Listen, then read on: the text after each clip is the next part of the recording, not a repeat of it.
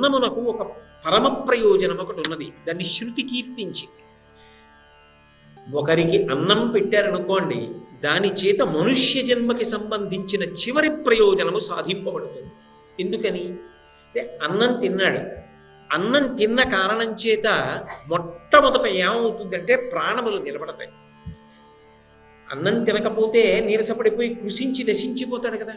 అన్నం తిన్నాడు, ప్రాణం నిలబడింది. అంటే ఎవడు అన్నం పెట్టాడో వాడు ప్రాణి రక్షణ చేశాడు, ప్రాణదానం చేశాడు. అందుకే లోకంలో అన్నిటికన్నా గొప్పది ఏది అంటే ఒకరికి కడుపు నిండా అన్నం పెట్టడమే గొప్ప. మనస్ఫూర్తిగా అవతల వారికి కడుపు నిండా అన్నం పెట్టడం కన్నా గొప్ప విశేషం ఇంకొకటి ఉండదు. అందుకే ఆ అన్నం పెట్టడం చేత మొట్టమొదట ప్రాణం నిలబడుతుంది. ప్రాణం నిలబడిన తర్వాత బలం చేకూరుతుంది. ఇప్పుడు ఆ వ్యక్తి ఆ బలం చేత ధార్మికమైనటువంటి జీవితాన్ని గడిపాడు అనుకోండి. తపస్సు మీరు మహాభారత ప్రవచనంలో విన్నారుగా. తపస్సు అంటే ఏదో మూలక మండలం పట్టు కూర్చోవడమే కాదు, ధార్మికమైన జీవనమే తపస్సు.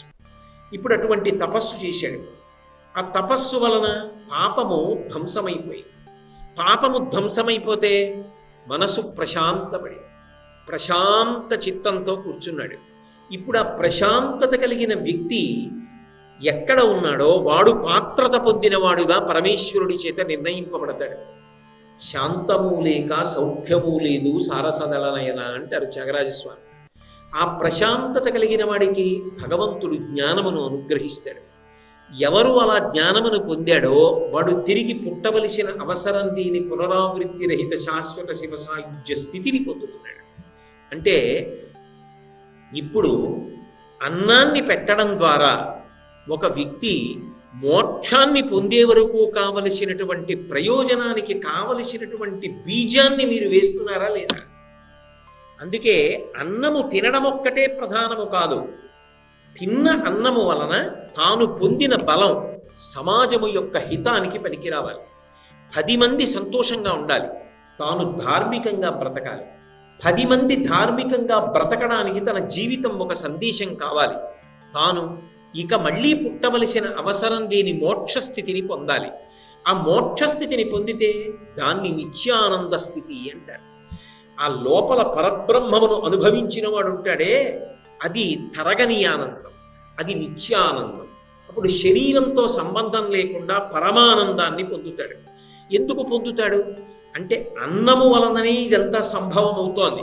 వేదం ఒక మాట చెప్తుంది, 3 ప్రధానమైనవి 3 వలన ఏర్పడుతున్నాయి అని చెప్పింది.